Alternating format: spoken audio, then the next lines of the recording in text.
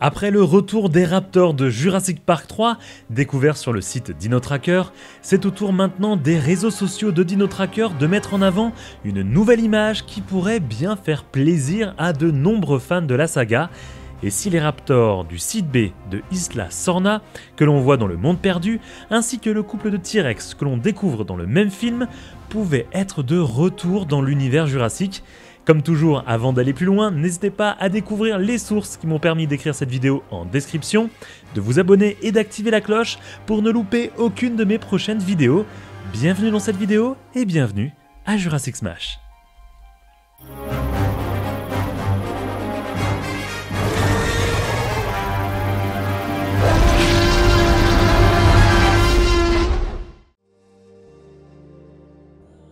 C'est sur le Twitter du site DinoTracker que l'équipe en charge de la plateforme a posté une nouvelle image pleine d'éléments très intéressants pour les fans de l'univers jurassique. Cette dernière présente un panneau d'affichage mettant en avant une espèce de parc ou une réserve naturelle appelée Fishenden Falls. Aussi étrange que cela puisse paraître, je n'ai pas vraiment trouvé d'informations sur cette réserve sur internet. Je l'ai tapé dans Google mais j'ai pas vraiment trouvé d'informations. Mais une petite carte montrant les États d'Amérique du Nord présente avec un point rouge pour mettre en avant la position de ce lieu. Après quelques instants de recherche, le parc semble se trouver non loin de la Modoc National Forest, près du Fremont-Wainama National Forest en Californie. Pour rappel, cette zone se trouve proche du manoir Lockwood où les dinosaures de Nublar se sont échappés. Revenons à ce panneau. Dans la partie centrale, on peut y découvrir quelques informations sur cette fameuse réserve naturelle, avec une carte de cette dernière. On apprend notamment qu'elle couvre 1100 hectares de forêt et de décors variés, et qu'elle possède notamment un lac et différents cours d'eau.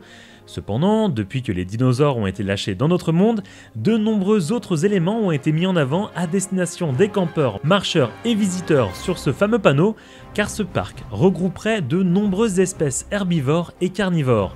Si on commence avec la partie en haut à gauche, accompagnée d'une image d'un Sinocératops, on apprend que de nombreux scientifiques et protecteurs des animaux ont fait en sorte que ces espèces puissent avoir leur propre zone d'habitat afin d'y vivre paisiblement.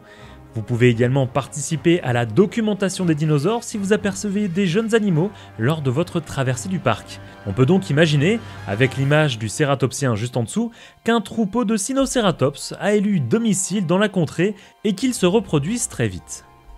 Dans l'encart en bas à gauche, nous en apprenons un petit peu plus sur les zones territoriales des carnivores et des herbivores.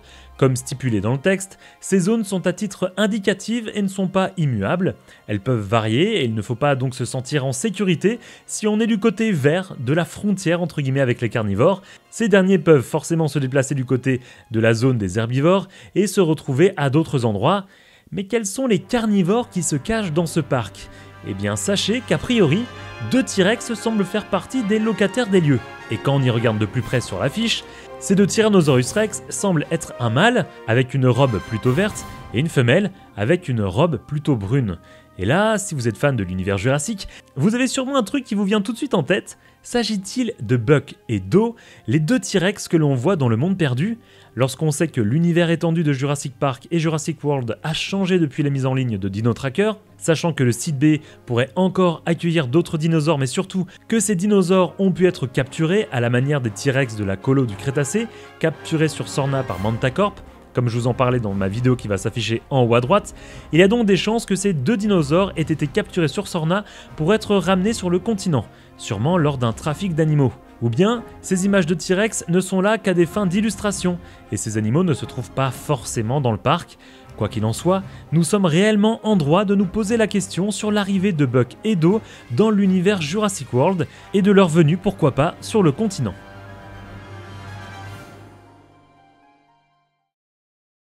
Au centre en bas, nous apprenons que suite à l'apparition des dinosaures dans la réserve naturelle, l'événement de course à pied Journeyman de 100 Miles édition 2022 a été annulé. À côté de cette affiche, on découvre un encart publicitaire pour le Dino Spray avec un petit jeu de mots avec le No Spray forcément, qui permet d'éloigner entre guillemets les dinosaures ou tout du moins, à la manière de phéromones sûrement, de ne pas attirer des carnivores qui auraient pu l'être par votre odeur. Revenons en haut à gauche. On y retrouve également d'autres illustrations qui sont très intéressantes.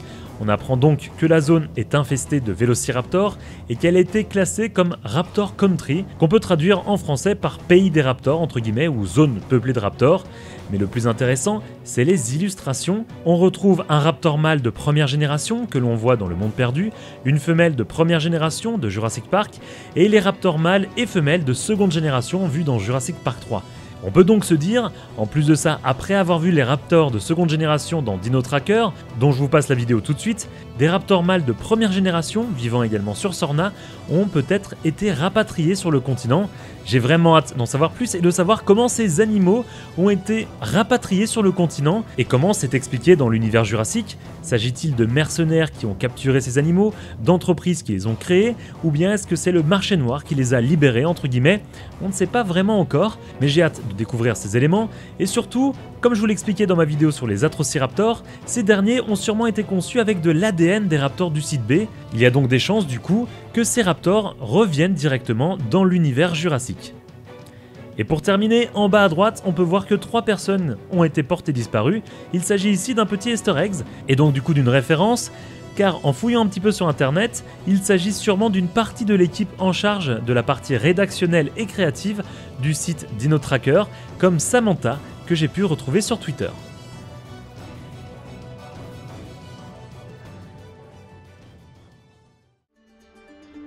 Comme toujours, n'hésitez pas à me dire ce que vous pensez de toutes ces informations en commentaire.